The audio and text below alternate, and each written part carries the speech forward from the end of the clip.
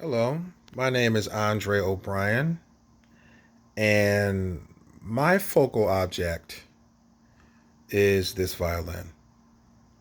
I haven't owned it very long. I purchased it from a thrift store back in last December. Um, I was there helping a friend at the time, and I had always wanted to play the violin. There were two twins, or there was a set of twins on my block, Darren and Derek, who played the violin and the cello respectively. And they were world class. They had traveled the world, and I loved how they carried themselves. I loved how they clothed themselves, and I loved that sweet music that I would hear um, every other day. But I never believed that I could play the violin. I never believed it.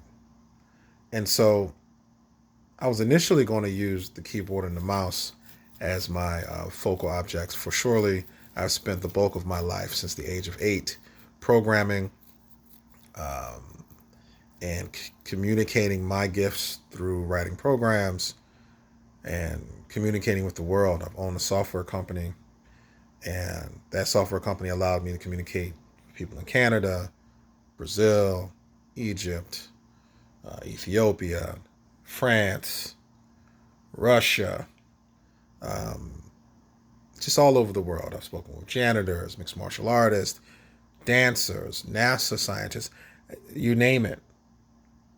But in all those years and with all of those levels of communication, um, I never quite experienced anything like the first time I was able to play a solid note. And I was able to play a solid note the first time I played this instrument. Because 3 weeks prior to buying the instrument, I practiced holding a bow using a pencil. It's a very quirky guy on YouTube. He's the kind of guy where you know the violin is his life.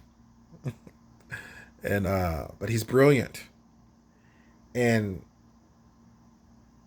I had to stop playing because I broke my finger. But it's healing up pretty nicely now, so I'm going to get back to it. But the bottom line is that learning how to play this violin has been very much like a microcosm of my life. And I waited until I was 39 years old to try. Just like I waited later in life to realize that I was capable of great things. I was capable of earning a master's degree in a year. I was capable of going into a doctoral program. Um, and I am capable of producing beautiful music, but I haven't always done so. Paris discusses virtue ethics, and he likens it unto the arts, specifically unto music, in that, like music, the goal is tied to the practice. There can be no music if you're not playing music. There are no good people if people are not committing good acts. So I'm left to wonder just how virtuous, or what is the level of my virtue ethics. I do good. I think I'm a good person. But I wonder if I do good with purpose.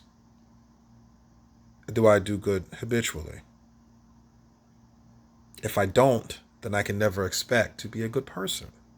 Just like I can never expect without practice, without um, intense practice, I can never expect to play good music. And this is why the violin is my focal object.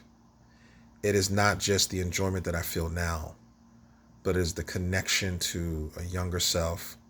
It is the realization of dreams that I almost never allowed myself to have. And it's the promise of future excellence. I thank you very much for listening, and I look forward to learning more about what your focal objects are. Thank you.